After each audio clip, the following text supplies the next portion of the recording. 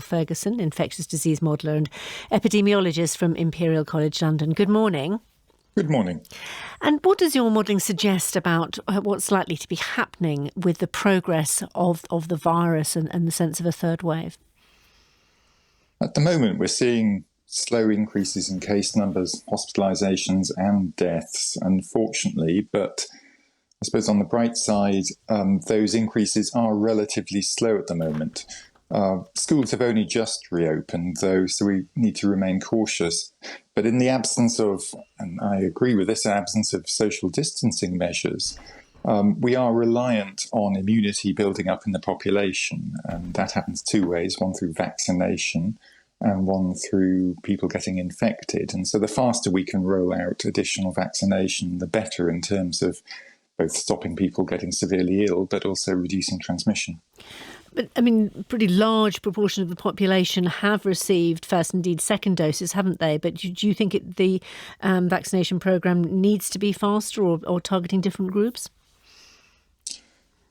Well, we're falling behind a little. We were leading in Europe until recently, and now several countries, Spain, Portugal, France, Italy, Ireland, have got higher vaccination levels than us, and that's largely because they have rolled out vaccination of 12 to 15-year-olds faster than us.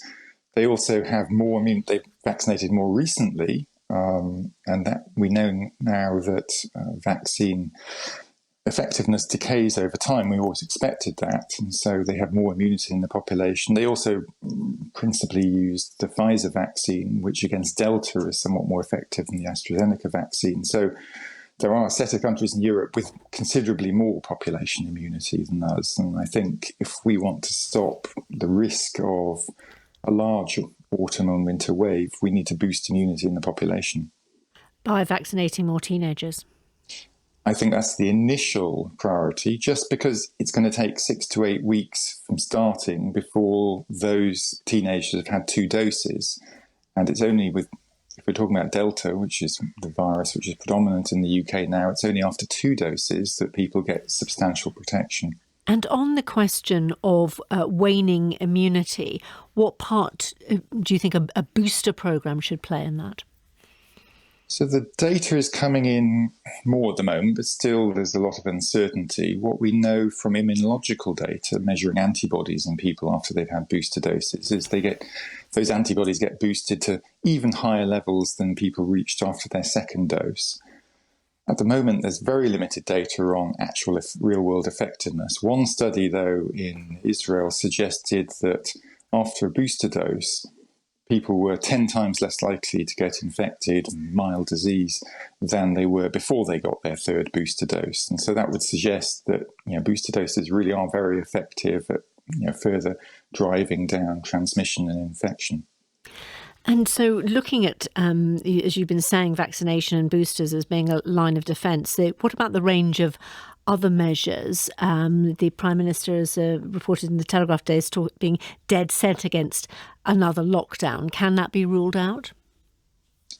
I hope so. I don't think you can rule out anything completely, but I hope so. And I think with this level of immunity we have in the population, if we do need to further drive down transmission, then it may not require full lockdown. I was pleased to read that I think things like retaining the option to request people to work from home, for instance, is apparently within the plans. And all those sort of measures do have an effect on contact rates in the population and therefore transmission. So I very much hope we don't need to go into full lockdown, but I think there are intermediate measures which still may be needed at some point. And vaccine passports, which were going to be brought in and now won't be?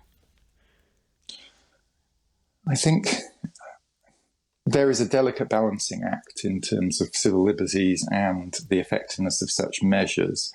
I think I'm on the side where I think certainly healthcare workers, perhaps social care staff, given that they're interacting with highly vulnerable people who are most at risk of COVID, there's a justification there for requiring vaccination. I think in terms of the general population, I can see the potential advantages to some extent in reducing transmission, but as a measure to, for instance, encourage people to be vaccinated, these sort of coercive measures can tend to, have harden views rather than actually do what they intended to, increase vaccination rates. So I think there will be some small effect of ditching those measures, but it won't be huge. Professor Neil Ferguson from Imperial, thank you. It brings us to a